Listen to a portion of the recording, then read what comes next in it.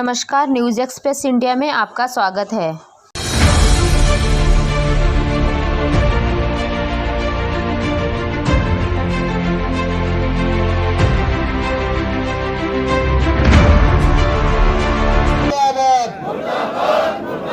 राहुल गांधी मुर्दाबाद। लोकतंत्र के हत्यारों शर्म करो।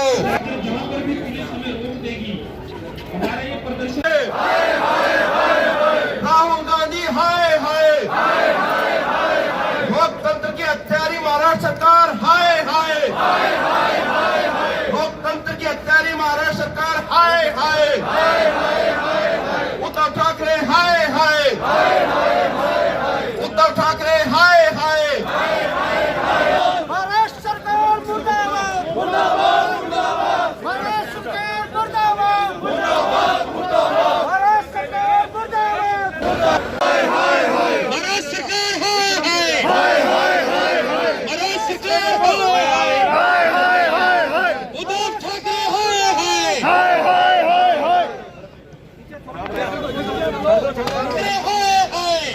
चौथे स्तंभ पर हमला किया जा रहा है, उसके बारे में आप क्या कहना चाहिए?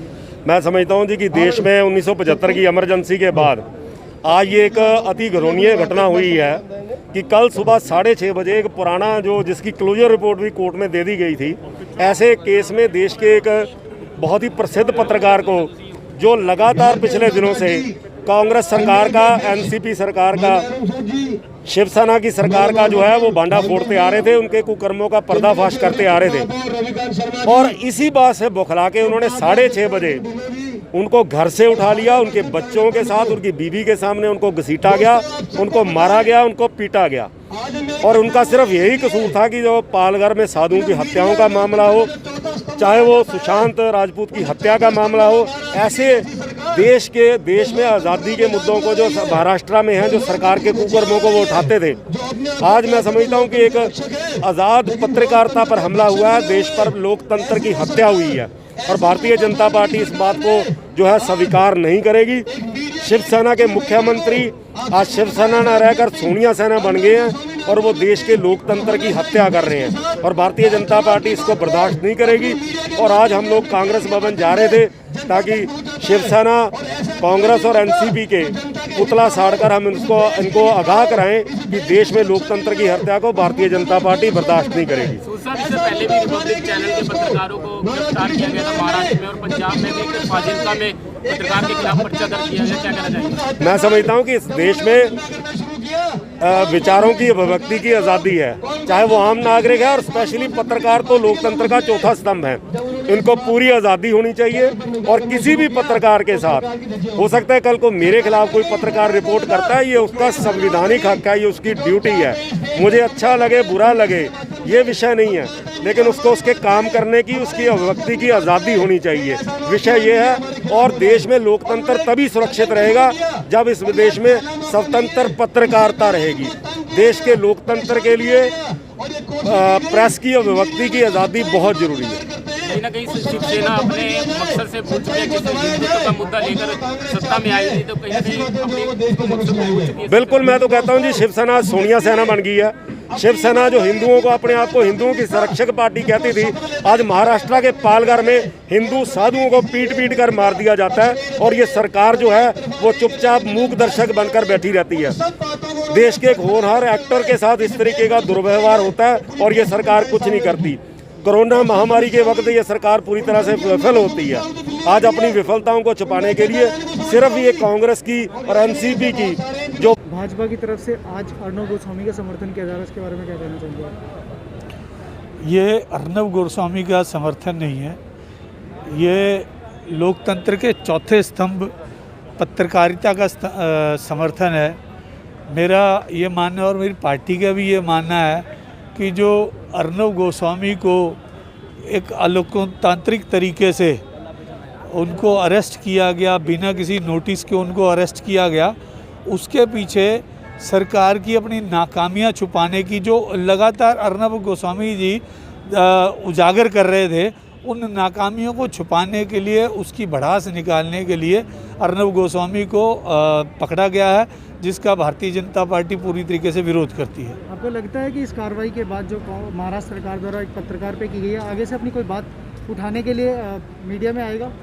इसीलिए हम विरोध कर रहे हैं। देखिए, भारतीय जनता पार्टी राष्ट्रव्यापी स्तर पे इस चीज़ को मानती है कि लोकतंत्र की रक्षा होनी चाहिए और पत्रकार किसी भी रूप में हो, किसी भी उसका हो, उसको अपनी बात रखने का बड़ा अपना अधिकार होता है।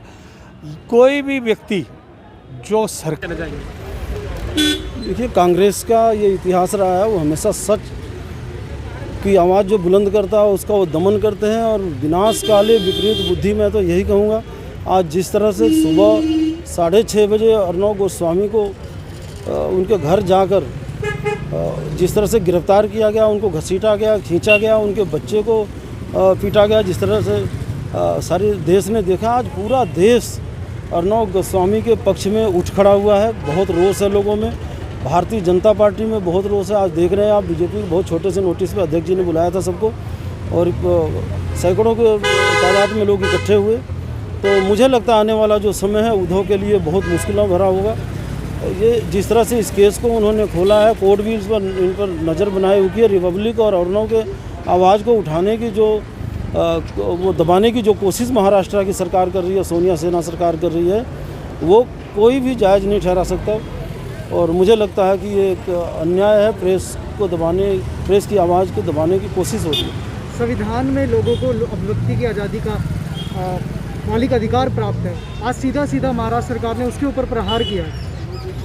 ये शुरू से जब ये अर्णव गोस्वामी ने जब भी किसी मुद्दे को उठाया है, जैसे चाहे वो पालघर के संतों की बात हो या कंगना रनौत की बात हो या सुशांत सिंह राजपूत, किसी भी मुद्दे को जब भी उन्होंने उठाया, उनको दबाने की उन्होंने कोशिश की है। निश्चित तौर पर ये उनका ये जो दमनकारी रवैया रहा है शुरू से ही, तो मुझे लगता है आज उनको फिर मुंह की खानी पड़ी है। आपने देखा है रिपब्लिक की आवाज़ को दबाने की उन्होंने किसी पीछे कोशिश की है। 1000 पद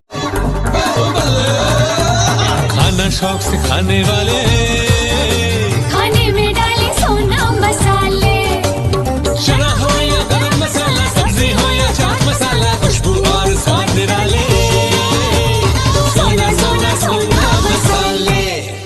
मस्त मसाले है सोना, रोजाना स्पेशल खाना, चाट मसाला, चना मसाला, गरम मसाला, सोना।